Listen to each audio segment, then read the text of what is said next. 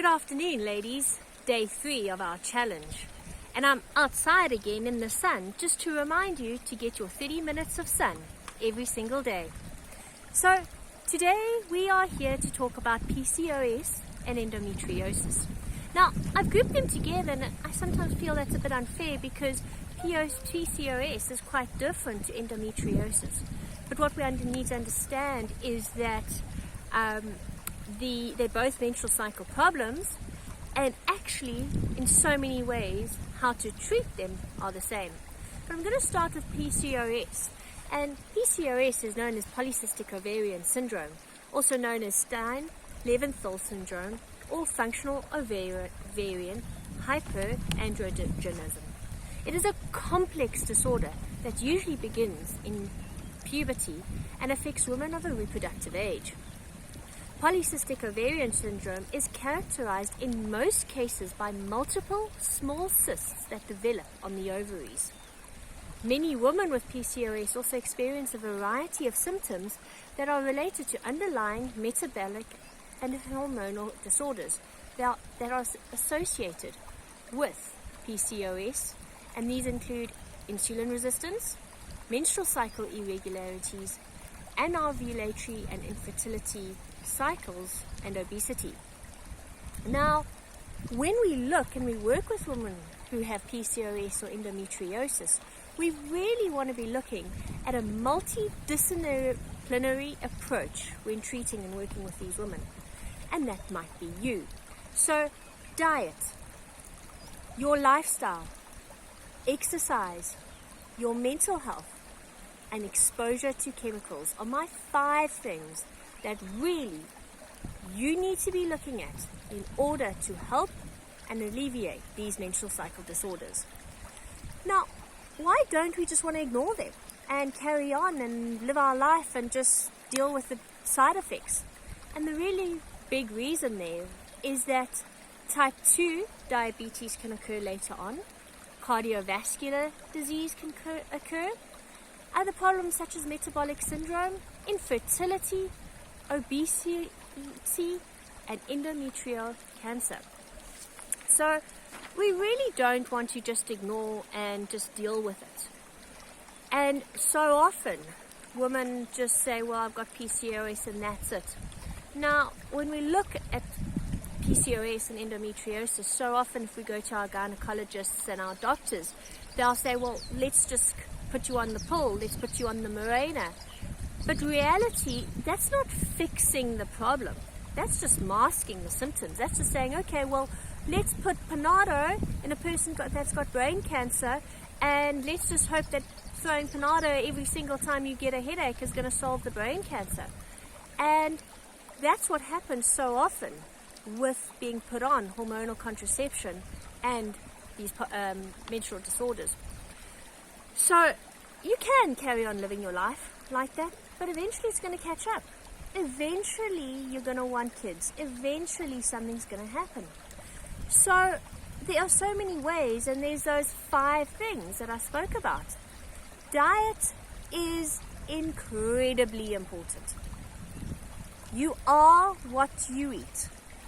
And there is such important focus on which foods to stay away from and which foods are inflammatory and for you are incredibly toxic. So when I work with clients who have PCOS, it's really a commitment to health. The next thing is lifestyle. Guys, you can see here I am with the flowing rivers. We don't all have that. So we need to find a way that you can be very, very focused on your life and your lifestyle. So including exercise, reducing stress. And last week Rensha really talked about prayer and meditation, which is so wonderful because in meditation and prayer, that's how we bring down the stress hormones.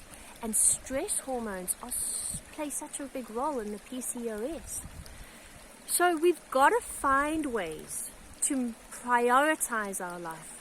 If we just keep going, and not slowing down, not focusing that I need 30 minutes every single day to myself to calm is essential. Exercise. Ladies, I hate the word exercise. I'm an athlete, but I love yoga. I love running. I used to be a pole dancer. I love dance. Exercise is such a negative term, but if we just actually changed that word and suddenly used sport, suddenly used a dance and made it social, so that you're meeting your friends for a dance session or a run, you will see how much more enjoyable that activity becomes. And before you know it, the bugs bit you, and you are going to be feeling so much better. So just through sunlight, and that vitamin D3 really does play a big role in PCOS as well, and endometriosis. And with exercise and getting out, making the time for you is incredibly crucial at this point in time. Now, PCOS and endometriosis aren't just physical disorders. There's a very much big emotional component and a mental side. How stressed are you? How do you see yourself? Being thankful.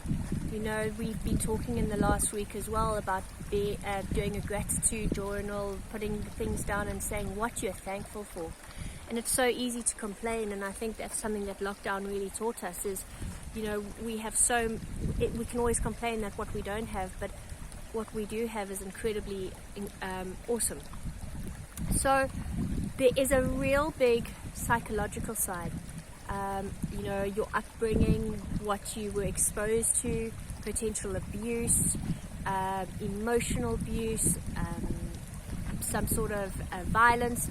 That all catches up eventually, and it can really play out in your menstrual cycle. Also, how your relationship with your mother and your relationship with your daughter. All of these really, really do make an important part. And when I work with clients and I work with PCOS and endometriosis, I am very aware that it's not just one factor that got that woman to that point. And the final thing is exposure to chemicals. We live in a toxic environment. What are you washing your clothes with? What are you brushing your teeth with? What are you putting on your kitchen counters? These are things that we are being exposed to every day, every minute of the day. And the more we get exposed to these chemicals, the more our body can't deal with it.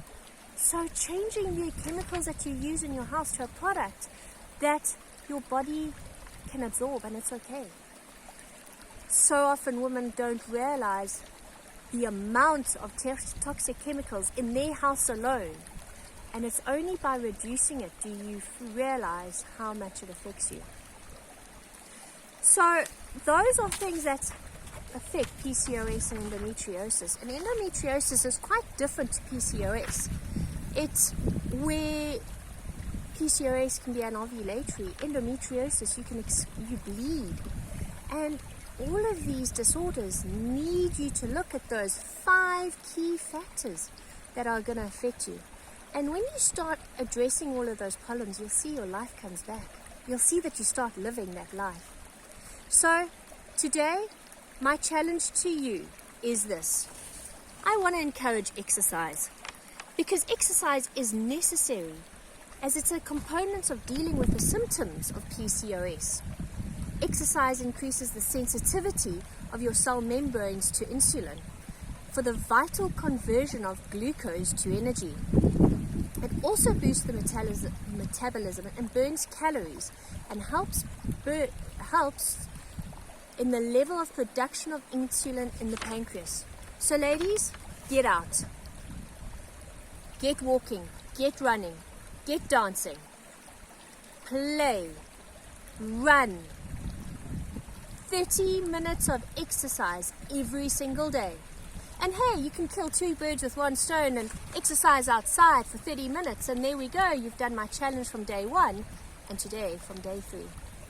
Ladies, have a super day, and I'm looking forward to continuing this journey with you. Cheers.